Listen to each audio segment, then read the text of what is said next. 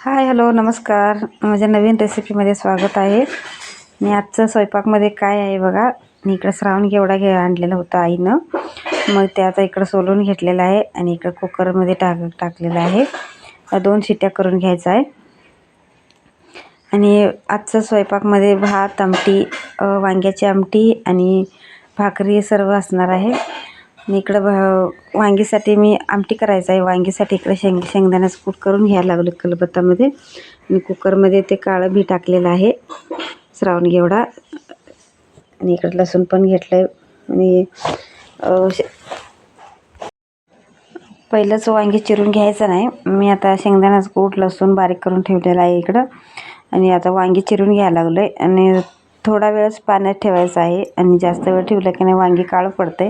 त्यामुळं सर्व मसाला तयार करून घ्यायचा, मगच वांगी चिरून घ्यायचं आहे. वांग्याची आमटी करायची असलं तर.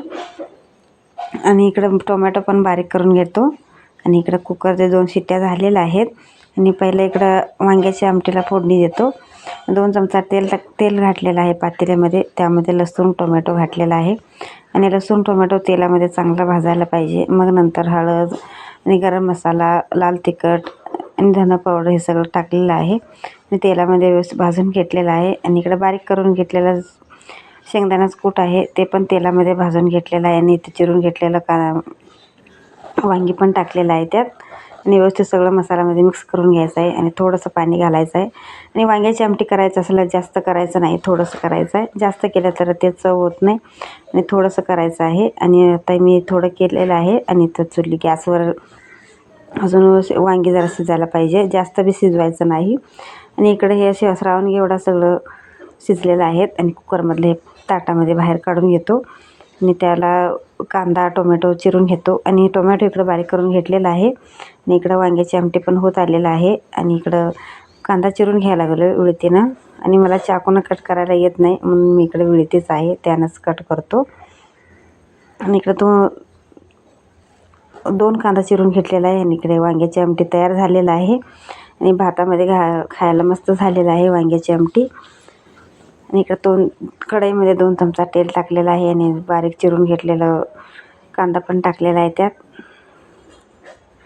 आणि इकडं टोमॅटो पण टाकतो. कांदा टोमॅटो व्यवस्थित तेलामध्ये चांगलं भाजायला पाहिजे. आणि त्यामध्ये पण हळद, गरम मसाला हे सर्व मसाला टाकतो. आणि ते पण तेलामध्ये व्यवस्थित भाजून घेतो. आणि इथं कोथिंबीर पण त्यातच टाकलेलं आहे. आणि उकडून घेतलेला श्रावण घेवडा आहे, ते बी आहेत, ते बी सगळं व्यवस्थित मिक्स करून घ्यायचं आहे. चवीनुसार मीठ टाकलेलं आहे.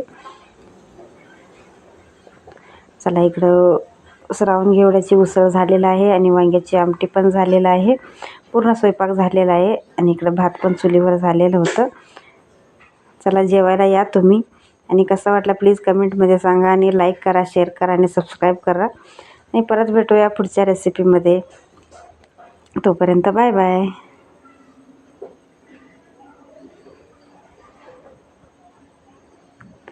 चला, इकडं ताट तयार आहे, या तुम्ही पण जेवायला.